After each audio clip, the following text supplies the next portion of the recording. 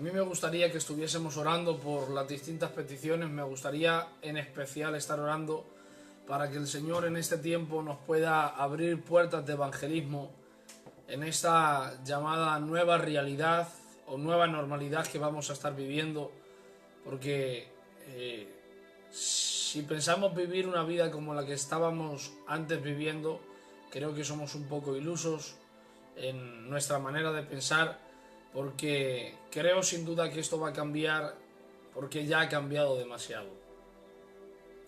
Así que en esta nueva normalidad, en la que hasta que el país se establezca en una nueva normalidad, en una forma que la gente se olvide, porque la gente cuando dejan el permiso para el confinamiento, por lo menos aquí en este pueblo, en Alcalá de Henares, en esta ciudad, cuando dicen a las 8 se puede salir, yo me asomo por mi ventana y veo a cantidades de gentes increíbles, ¿no? Gente que está deseando salir a la calle, gente que está deseando pisar la calle, poder respirar, pero en medio de todo esto, por más que se quieran olvidar, luego la realidad les golpea cuando antes de las 11, cuando todavía se está fresquito en la calle, cuando en estos días que está haciendo sol se tienen que volver a encerrarse en su casa y no pueden disfrutar de un paseo quizás por la noche, porque precisamente están paliando, están viviendo con una realidad aplastante, y es que estamos en medio de una pandemia global.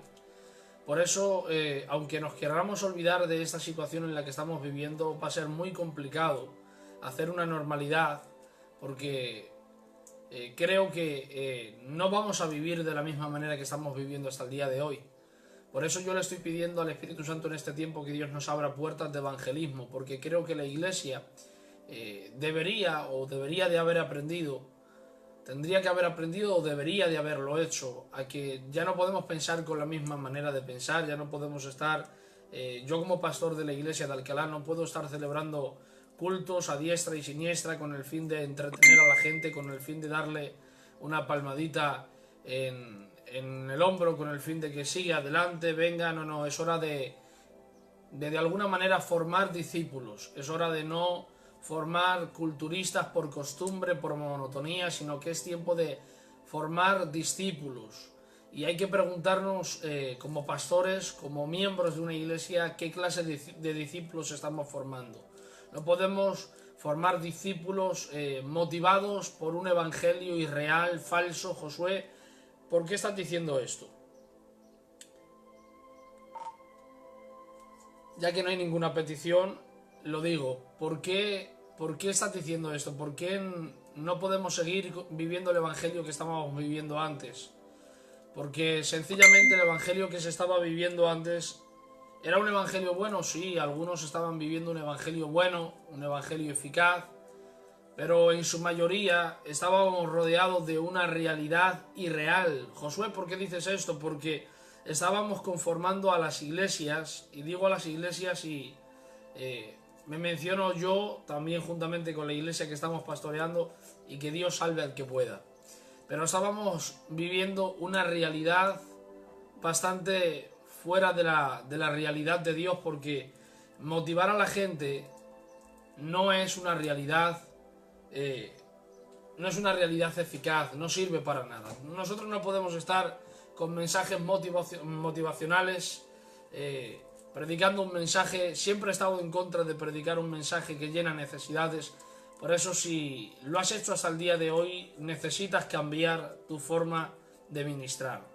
Necesitas hacer entender a la iglesia que no estamos para darle golpes en el hombro y con el fin de venga, vas a salir adelante, no importa que hayas caído. Es cierto que no importa que hayamos caído, porque tenemos al Señor, que la Biblia dice que no debemos pecar, pero que si pecamos, abogado tenemos para con el Padre, a Jesucristo el justo. Pero tenemos que aprender que no podemos estar formando discípulos, no podemos estar formando a culturistas, no podemos estar formando a gente que hoy esté firmemente, que hoy quiera conquistar el mundo y mañana haya tropezado, se haya embarrado en el pecado y se esté deleitando placenteramente. Es el tiempo de formar discípulos con el fin de alcanzar a gente para Dios.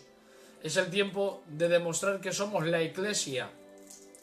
El término de iglesia es un término griego que es eclesia que es los llamados afuera. Es hora de que demos testimonio, demos realidad a nuestro nombre y que comencemos a buscar a la gente que se ha perdido, a la gente que está perdida, a la gente que está perdida en el pecado, a la gente que está perdida en el mundo. Yo oro al Señor para que Dios nos abra puertas de evangelismo, para que podamos hablar el nombre de Jesucristo y su evangelio allá donde estemos y donde podamos acudir. Que Dios nos abra la mente, que Dios nos conforme unas estrategias nuevas, una visión nueva, una manera distinta de hacer las cosas. Que podamos de alguna manera hablar a Dios, hablar de Dios a través del teatro, que podamos hablar de Dios a través de nuestro negocio, que podamos hablar de Dios a través de nuestras formas de actuar en la calle, que ya no nos conozcan por los de la iglesia, por los del culto vulgarmente dicho, sino que nos conozcan por gente que somos distinta, que somos diferente. Tenemos que dar una imagen distinta de la que hasta el día de hoy se ha dado de la iglesia. Tenemos que aprender que somos la iglesia del Señor y como tal tenemos que ser una luz en medio de las tinieblas.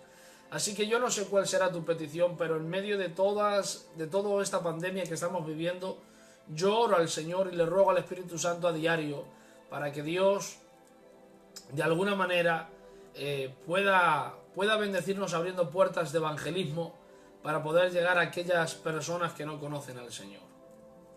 Dicho esto, me gustaría compartir con ustedes un consejo breve y eficaz, pero porque creo que Dios te va a bendecir, precisamente hablando de lo que antes hablábamos, de no hablar de un evangelio que llena necesidades, porque, como bien dicen algunos hombres de Dios, no es real, no es cierto. No existe un evangelio que llene necesidades, porque como cristiano la situación nos ha demostrado que los cristianos también se enferman. La situación nos ha demostrado que los cristianos también mueren. La situación nos está demostrando que no estamos exentos del mundo, sino que aunque no pertenecemos al príncipe de este mundo, estamos expuestos a las distintas enfermedades, a las distintas dificultades, a las distintas adversidades.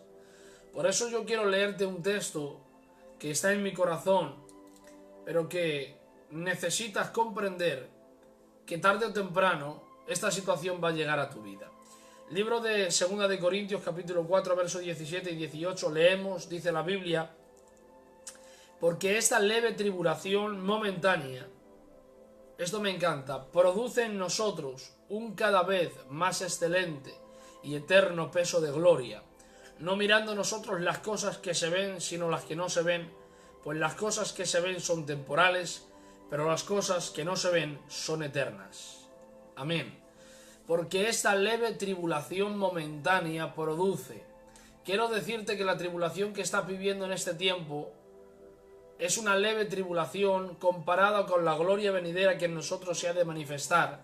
Pero tengo que exhortarte con estas palabras. Recuerda, no existe un evangelio que llena necesidades, no existe un evangelio que es cierto que Dios puede sanarnos, por supuesto, y es cierto que Dios puede resucitar muertos, por supuesto. No ponemos en duda la eficacia del poder de Dios, pero también queremos hacerte ver, hacerte enseñar, que escuches un evangelio que realmente nos llena necesidades. Porque no es real, porque no es cierto, porque es cierto que nos enfermamos y Dios puede sanarnos. Y es cierto que podemos vivir adversidades y Dios nos puede sacar de ellas. Pero por términos generales, si el Señor no lo hace, nosotros no podemos vivir defraudados, fracasados, resignados a creer que Dios no nos escuchó. Quizás Dios sí te escuchó, pero en sus soberanos planes no decidió hacerlo. Por eso es que hay un texto que a mí me llama la atención, y es que cuando en Babilonia levantan una estatua de distintos materiales, el rey Nabucodonosor hace sonar trompeta, levanta un edicto y dice: todo aquel que no se preste a adorar a esta estatua será echado al horno de fuego. Y había allí 3 varones, Sadrach, Mesach y Abednego, que no quisieron postrarse ante la estatua que el rey había levantado. Y les da una oportunidad y en privado les dice: volveos arrepentiros de lo que habéis dicho y postraros a adorar la estatua que yo he levantado. He levantado un edicto, lo he sellado, si no vais a ir al horno de fuego. Y les hace una pregunta y les dice: ¿puede tu Dios libraros de la boca de los leones o del horno de fuego? Y él dice, no sé si es Sadrach, Mesach, Abednego, no sé si es Daniel, no lo recuerdo bien, pero la declaración de fe que este hombre hace me encanta. Dice: mi Dios puede librarnos, pero si no lo hace, tenga por cierto, mi rey, que no adoraremos a la estatua ni tampoco le serviremos. Esa declaración de fe me encanta. Mi Dios puede, pero si no lo hace, ciertamente no dejaremos de adorar al Señor ni nos postraremos ante la estatua que ha levantado el rey. Alguien diría: eso es falta de fe, porque se está resignando a que va a ser castigado, que va a ser enviado a la prueba, que va a ser enviado al horno, que va a ser enviado al foso. No, eso no es falta de fe. El problema es que hemos malinterpretado la fe y hemos creído que fe o superfe es un concepto que está en nuestro corazón y que tenemos que disponer porque la fe se acciona y decidimos accionar nuestra fe, y por lo tanto el problema no me puede tocar, la adversidad no me puede tocar, a mí no me puede tocar la enfermedad, a mí no me puede tocar la muerte. Y tengo que decirte, para que salgas ya de esa realidad, de esa burbuja ficticia en la que estás viviendo, necesitas salir de la burbuja ficticia en la cual estás viviendo y recordar que la Biblia nos habla en el libro de los Salmos que muchas son las aflicciones que el justo padecerá. No dice que serán pocas, dice que serán muchas. Muchas son las aflicciones que el justo padecerá, pero tenemos una esperanza: de todas ellas nos librará Jehová el Señor. Jesús dijo enfáticamente a sus discípulos, y por consiguiente a nosotros también, nos dijo: en el mundo tendréis aflicción, pero confiad porque yo he vencido al mundo. El mismo apóstol Pablo dijo que todo aquel que quiera vivir piadosamente en Cristo Jesús padecerá persecución. Por lo tanto, que el justo sufra no es solo normal, es anticipado, se espera que suframos. Por eso me encanta la declaración de aquel joven, no sé si fue Daniel: mi Dios puede librarnos, pero si no lo hace, ciertamente no nos postraremos ante la estatua que el rey ha levantado. Y eso es una declaración de fe, no es una resignación a vivir fracasado porque Dios no nos quiso escuchar y no nos ha librado de donde estamos viviendo, no. Es una declaración de fe, porque fe es confiar en que lo que Dios va a hacer para mi vida es lo mejor, lo mejor para mi vida. Que lo que el Señor va a hacer es lo mejor para mi vida, para mi matrimonio, para mi casa.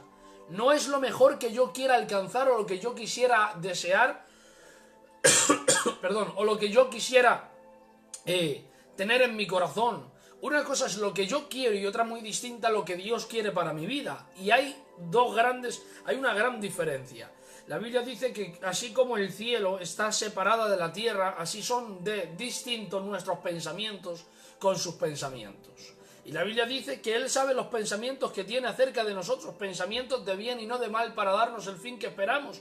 Pero el fin que esperamos no es un fin lleno de felicidad, de gozo, de alegría, que puede ser una maravilla, porque además después de todo esto, dice el apóstol Pablo, porque esta leve tribulación, ¿ves? Es leve, una tribulación momentánea, es momentánea, no es para siempre, es momentánea. Tu desierto es temporal, tu propósito en Dios es eterno. Dice: produce en nosotros un cada vez más excelente y eterno peso de gloria. La Biblia dice que no son comparables las aflicciones del tiempo presente, porque sí que vamos a tener aflicciones en el tiempo presente, con la gloria venidera que en nosotros se ha de manifestar. Por eso digo que sí habrá un tiempo donde vivamos felices eternamente, y esto será cuando estemos en la presencia del Señor. Pero mientras estemos en la tierra, vamos a tener que pelear, vamos a tener que estar luchando, vamos a tener que estar sufriendo con las distintas adversidades, con los distintos problemas. Por eso quiero hacerte entender esta mañana una palabra muy sencilla, muy eficaz, muy breve, pero que quiero que entiendas. No vas a dejar de tener problemas, vas a tenerlos. De hecho, mira, ayer estábamos dando un estudio del libro de Josué, que empezamos la materia, que por cierto está dándola con nosotros el profesor Rafael Peralta de la Escuela Bíblica de Filadelfia. Nosotros también somos una iglesia que pertenece a Filadelfia. Y y nos está dando la materia del libro de Josué, y ayer nos hablaban de que la damos martes, por cierto, martes, jueves y domingo a partir de las 12 de la noche en el Cello Iglesia Nueva Vida, 5x7, el logo es una paloma ardiendo en fuego. Pero anoche nos hablaban de que el concepto de que la Canaán que simboliza el cielo en realidad no es real. No es un concepto bíblico veraz o correcto el hecho de comparar al cielo con Canaán. Muchas veces he escuchado a predicadores que han dicho, o incluso yo alguna vez lo he dicho, vamos a estar próximos a ver la nueva Canaán, pero eso es un error, porque Canaán no es símbolo del cielo. Canaán es un estado que vamos a vivir en la tierra, porque Canaán, cuando nosotros salimos de Egipto, de este mundo, entramos a Canaán, y es cierto que en Cristo somos bendecidos con toda bendición espiritual en Cristo Jesús, de acuerdo, como lo hicieron los israelitas, pero en Canaán, en la tierra, vamos a tener que estar luchando con adversidades, con distintos gigantes, con distintas oposiciones, con distintas estrategias en contra de nuestra vida, y vamos a estar luchando para alcanzar las promesas, las bendiciones, para conquistar. Es verdad que las promesas del Señor son para nosotros, es cierto, pero hay bendiciones que el Señor ha establecido para nosotros, que para que nosotros las conquistemos es necesario luchar con gigantes, con problemas, con enfermedades, con situaciones difíciles, con adversidades. Por lo tanto, Canaán no es un símbolo del cielo, es un símbolo de un estado en la tierra. Por eso quiero decirte que lo que vamos a vivir aquí van a ser problemas, por supuesto, van a ser adversidades, difíciles momentos, pero escucha esto, porque esta leve tribulación momentánea produce, esto me encanta, produce en nosotros un cada vez más excelente y eterno peso de gloria. ¿Sabes qué? Tu situación es productiva. Si es una situación muy mala, Josué, pero sigue siendo productiva, porque produce en nosotros ¿el qué? Depresión no, frustración, resignación no. Un cada vez, dice la Biblia, más excelente y eterno peso de gloria. Esto me encanta, porque la tribulación es momentánea, no es para siempre. Y además es productiva, produce en mí lo mejor. ¿Por qué produce en mí lo mejor? Puede producir en ti lo mejor o puede producir en ti lo peor. Y dependerá, esto cambiará. Si tú tienes una buena o una mala relación con Dios, si tienes una estrecha o una lejana relación con Dios, eso es lo que hará marcar la diferencia entre producir un eterno, excelente y peso de gloria o producir resignación, frustración y un largo etcétera de cosas negativas. Mira, un día una mujer estaba pasando por problemas muy dificultosos y fue a donde su padre a pedirle consejo. Él era un gran chef. Entonces muchos conocerán esta historia, pero tengo que igualmente contarla porque creo que el Señor nos puede hablar a algunos de los que estamos escuchando. No sabía cómo hacer esta mujer para seguir adelante y creía que se daría por vencida. Estaba cansada de luchar, como quizás tú también estás cansado de luchar, o tú también estás cansada de luchar. Parecía que cuando solucionaba un problema aparecía otro. Su padre, un chef de cocina, la llevó a su lugar de trabajo.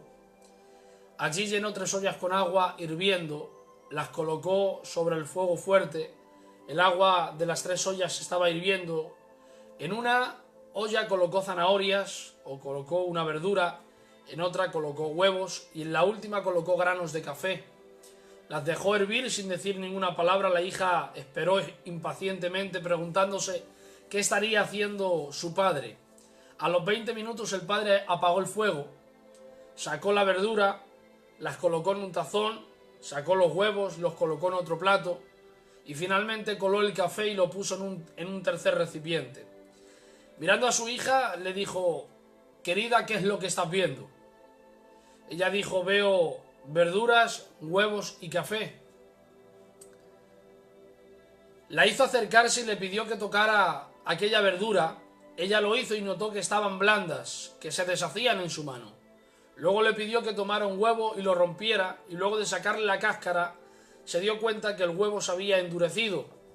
Y luego le pidió que probara el café y ella sonrió mientras disfrutaba de su rico aroma. Humildemente la hija le preguntó: ¿qué significa esto, padre? Él le explicó que los tres elementos habían sido enfrentados a la misma adversidad, al mismo fuego, a la misma temperatura, agua hirviendo, pero que habían reaccionado en forma diferente. La zanahoria llegó al agua fuerte, al agua llegó dura, pero después de pasar por el agua hirviendo se había vuelto débil, fácil de deshacer.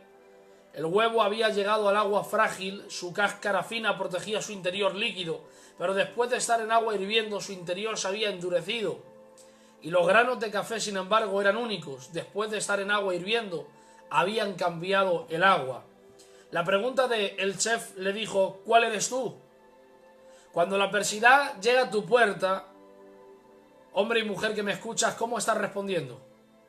Eres como la verdura que parece fuerte, pero cuando llega la prueba en medio de ti, te vuelves blando y te deshaces y te rompes, pero no en las manos del Señor, sino que completamente te frustras a vivir en resignación y en una leve depresión. Eres tal vez como el huevo que entraste de alguna manera protegiendo tu vida en medio de esta situación difícil que estás viviendo, pero una vez que la prueba tocó tu corazón, endureciste tu corazón de tal manera que no te dejas ayudar no solamente por nadie humano, sino que tampoco dejas que Dios te ayude. Necesitamos ser como el café, necesitamos ser como los granos de café, que la tribulación produzca en nosotros dar el olor más agradable para aquellas personas que no conocen al Señor. Mira, cuando estos hombres en Babilonia fueron llevados al horno de fuego, porque Dios no los libró del horno de fuego. ¿Qué dices, Josué? No los libró del horno de fuego. No los libró del horno de fuego, no los libró del edicto del rey, no los libró de que fueran condenados, no los libró del horno de fuego, pero sí que los libró de morir en él. Porque tengo una buena palabra de Dios para darte, y es que Dios quizás no te haya librado del horno de fuego en el cual estás viviendo, pero sí sé que Dios te va a librar de morir en él. ¿Y qué me dice Josué? Que Dios va a sanar, que Dios puede hacerlo si quiere, pero si en sus soberanos planes no quiere hacerlo, no lo hará. Entonces, Josué, ¿cuál es la esperanza que me estás dando? La esperanza que te estoy dando es que tenemos que estar sufriendo, sí, una leve tribulación momentánea, pero que produce en nosotros, es productiva. ¿Y qué es lo que produce? Produce en nosotros un cada vez más excelente y eterno peso de gloria. Por eso te invito a que sigas adorando al Señor, pero con la confianza de saber que fe no es lo que yo deseo alcanzar, sino lo que Dios quiere para mi vida. A pesar de que vaya a vivir problemas, que los vas a vivir, a pesar de vivir dificultades, enfermedades, situaciones adversas, tal vez sufrimientos de ver la partida de un ser querido, pero ¿sabes qué? Seguimos confiando en el Señor, porque esta leve tribulación momentánea, pero si es muy fuerte, es una leve tribulación momentánea, produce en nosotros, es productiva, produce en nosotros un cada vez más excelente y eterno peso de gloria, no mirando nosotros lo que vemos, sino lo que no se ve, porque lo que se ve es perecedero, pero lo que no vemos es eterno. Por eso te insto, te exhorto a que confíes en el Señor, a que sigas adorándolo, a que sigas levantando un altar de adoración en tu casa, a que vivas cerca de la comunión con el Espíritu Santo, para que cuando llegue esta prueba, lejos de alejarte y frustrarte y resignarte, sea la que produzca en ti, como los granos de café, que puedas dar el aroma más hermoso, que los demás puedan saber de ti, y también producir el mejor sabor agradable para, de alguna manera, la persona de Jesucristo. Por eso te invito a que sigas adorando al Señor, aunque pases por dificultades, porque las vas a vivir, pero sabiendo que en medio de esa dificultad Dios no te deja solo, Dios sigue estando contigo. Josué, ¿qué dice? Sí, Dios sigue estando contigo. Si no veo a Dios por ningún lado, pero el hecho de que no le veas no significa que Dios no esté contigo. La Biblia dice que José vivió por situaciones muy adversas, sus hermanos lo vendieron, lo envidiaron, lo vendieron a una caravana de ismaelitas, lo compró un capitán de la guardia de Faraón, lo ha puesto a servir. En medio de este servicio, una mujer se fija en él, la mujer del capitán de la guardia, empieza a tentarle: duerme conmigo, no un día, todos los días le decía: duerme conmigo. Un día especialmente ha despedido a toda la guardia y le dice: duerme conmigo, y él dice: ¿cómo he de fallar a mi señor? Hablando de de Potifar: ¿cómo he de fallar a mi Señor y a Dios? No había una ley que le estableciera que eso que estaba haciendo era malo, pero él decidió ser fiel a Dios. En medio de la situación difícil, él todavía veía a Dios, aunque no lo veía literalmente, pero sí estaba Dios. Libro de Génesis capítulo 39 verso 21 es testigo de ello. La Biblia dice que a pesar de todo lo que estaba viviendo José, dice, pero Jehová estaba con José. Y esto me encanta, el saber que aunque nosotros no veamos a Dios por ningún lado, Dios sigue estando con nosotros. Termino con esto. La Biblia dice que, esto me encanta, la Biblia dice que cuando estos jóvenes fueron echados al horno de fuego, el rey se acostó en su cama, en una cama quizás muy cara, lujosa, de plumas extraordinarias, pero se quedó durmiendo. Pero no podía conciliar el sueño. Se daba una vuelta, se daba otra vuelta, se daba otra vuelta, y no podía alcanzar el sueño. Dicho sea de paso, un día le pasó esto a una persona. Verificó la almohada 4 veces y le dijo a su mujer: no es la almohada, es tu conciencia. Cuando veas que no puedes dormir, no necesitas fármacos para poder dormir. No hay paz que sobrepase todo entendimiento excepto la paz de Jesucristo. Y teniéndolo a Él puedes vivir con problemas, pero puedes vivir confiado. Teniéndolo a Él tendrás problemas, pero dormirás plácidamente. Serás tal cual Jesús, que en medio de la tormenta duermes en la popa del barco, sabiendo que Jesús tiene el poder. Quien está en tu barca es Jesús y tiene el poder para calmar toda tempestad. Por eso te invito a que sientas la esperanza de saber que a pesar de la situación que estás viviendo, Dios sigue estando contigo. Independientemente de que en sus planes Dios quiera sanarte, quiera restaurarte, quiera levantarte, oro para que esto sea así. Pero como dijo aquel joven, mi Dios puede librarme, pero si no lo hace, ciertamente seguiremos adorando al Señor. Eso es fe, eso es madurez, eso es confiar en tu Señor. Por eso cuando el rey se levantó, no pudiendo dormir, la Biblia dice que los que abrieron el horno, como había sido 7 veces calentado más de lo acostumbrado, también murieron quemados. Me imagino, déjenme hacer esta pequeña imaginación, esta pequeña especulación, me imagino que sale una bocanada de fuego hacia arriba y después de que ha pasado el peligro le dicen al rey: rey, ahora puedes mirar. El rey va, mira en el interior y dice: ¿a cuántos metimos? Y dice: Señor, metimos a 3. Una pregunta aparentemente absurda, pero es que lo que él estaba viendo no era absurdo, era extraordinario, porque lo que Dios hace con nosotros a través de la prueba es extraordinario. Por eso no ignores la prueba del Señor, porque la prueba del Señor no es para destruirte, es para formarte, para formar tu carácter, para formar tus formas, para que te acerques confiadamente más al Señor y vivas en una intimidad más estrecha con el Señor. Y cuando ha mirado, dice: ¿a cuántos metimos? Dice: metimos a 3. Dice: yo veo a 4. Fíjate bien que los que estaban dentro jamás vieron al cuarto. No, la Biblia no nos dice específicamente que vieran al cuarto. Sí nos dice que cayeron, que estaban libres de las cuerdas y que ni siquiera olor a quemado tenían. Y que estaban paseando. La palabra pasear ahí es dar un paseo plácidamente. O sea que en medio de la tribulación que estaban viviendo estaban: 1, libres de cadenas; 2, no había afectado a su cuerpo el olor; y 3, estaban paseando plácidamente. Y es que los que han decidido aceptar la voluntad de Dios para con sus vidas y confiar en el Señor, teniendo fe en que lo que el Señor hará en nosotros será lo mejor, estos son los que en medio de la prueba viven libres de toda cadena. Son los que en medio de la prueba no cambia ni altera su identidad como cristianos. Y son los que en medio de la prueba pasean plácidamente, sabiendo que aunque la tormenta que se está viviendo es muy grande, es el Padre Celestial quien la tiene en mano, y en cualquier momento puede dar calma a la tempestad, porque es Dios quien está de nuestra parte. Y cuando este hombre ha mirado, dice: ¿cuántos metimos? Dice: metimos 3. Dice: yo veo a 4. Fíjate que los que estaban dentro jamás vieron al cuarto, pero los que estaban fuera sí lo vieron. Y es que tengo que decirte a ti que nos ves y nos escuchas, quizás por una plataforma, por otra, es igual.